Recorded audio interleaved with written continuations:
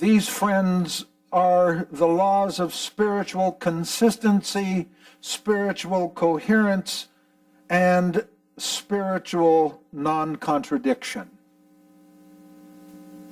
And we need to give thought to what goes on in the depths of our hearts, where no one but the Lord himself would know. We are the sum total of our thoughts, and our thoughts establish our worth, and our conduct reveals who we are. The good man, out of the good treasure of his heart, brings forth what is good, and the evil man out of the evil treasure brings forth what is evil. For his mouth speaks from that which fills his heart. Just as our conduct is the product of our values, because of the coherence and the consistency, they will also reveal our values in the end. And so it is that goodness reveals goodness, and non-goodness, notice here, evil, reveals evil. So in the end, we can really know who we are. For each tree is known by its own fruit. For men do not gather figs from thorns, nor do they pick grapes from a briar bush. As much as they would like to try, it will not happen. And so we come to the conclusion. And after laying out these comments of our Lord, we do ask the question, what are the lessons that the fruit trees teach? The fruit trees teach that it is possible for a while to deceive others, which tells us that there is an understanding of goodness, but not always a desire for it. For many deceivers have gone out into the world. Those who do not acknowledge Jesus Christ as coming in the flesh, this is the deceiver and the Antichrist.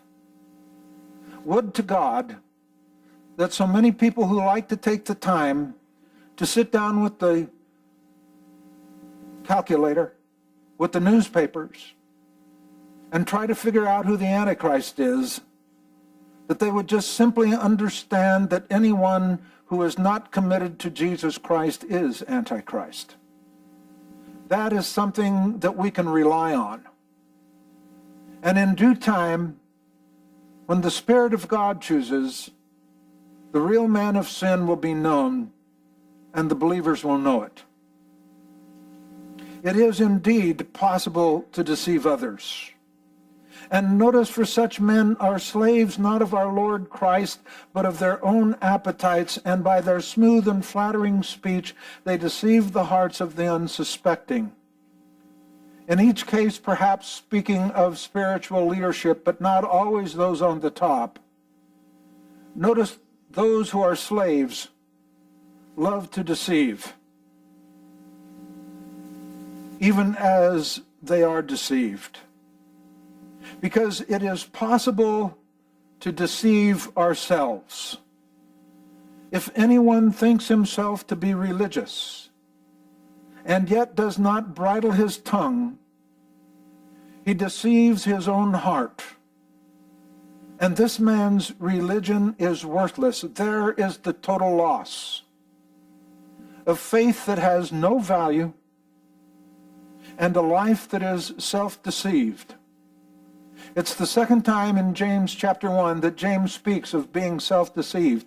He uses two different words, and in the use of this word, he speaks of a person who is totally faked out,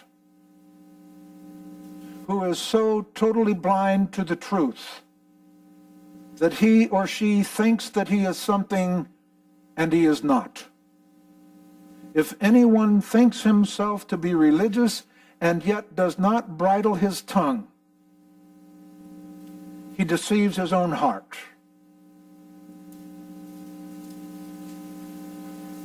It is possible to deceive others, and it is even possible to deceive ourselves.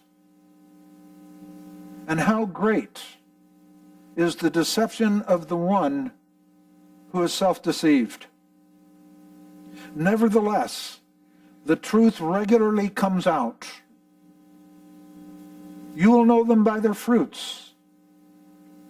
For grapes are not gathered from the thorn bushes, nor figs from thistles, are they? No. Every good tree bears the good fruit, but the bad tree bears the bad fruit. Notice there is productivity. But there is productivity that is acceptable and productivity that is unacceptable. And we need to know the difference, for the truth is there. And it is indeed important that we presently avail ourselves of the truth. For the good man out of the good treasure of his heart brings forth what is good, and the evil man out of the evil treasure brings forth what is evil, for his mouth speaks from that which fills his heart. Notice the truth is available. It is ultimately there. And we need to avail ourselves of that truth. So here is the command. The command is either make the tree good and its fruit good, or make the tree bad and its fruit bad. For the tree is known by its fruit. And Jesus, speaking in such a politically correct manner, and in such a kind way, says, "You brood of vipers, how can you, being evil, speak what is good? For the mouth speaks out of that which fills the heart." And while we may have made those statements tongue-in-cheek, we do know that in the life of Christ, that while he would speak so directly and so forcefully,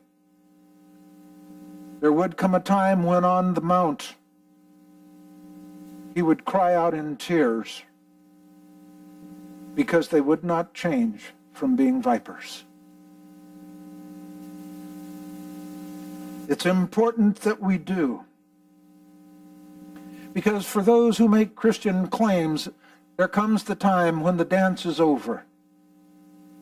There comes a time when the maypole is not available. But you, why do you judge your brother? Or you again, why do you regard your brother with contempt? Because we hold this one thing in common. We will all stand before the judgment seat of God. And we have to give account to ourselves. And we can't blame a poor upbringing. We can't blame being led astray. While there is room for the stumbling block, one still needs to keep in mind the presence of the illuminating power of the Spirit of God. And while it may work in our time and our place to say, "My mama didn't let me say my prayers at night," or "My daddy spanked me once too often," the Lord will probably say, "I'll deal with that in a minute. But right now, here you are standing before me. How do you account for what we're talking about?" And so it is important that we take advantage of the truth while the truth is still there and is intended to change our lives.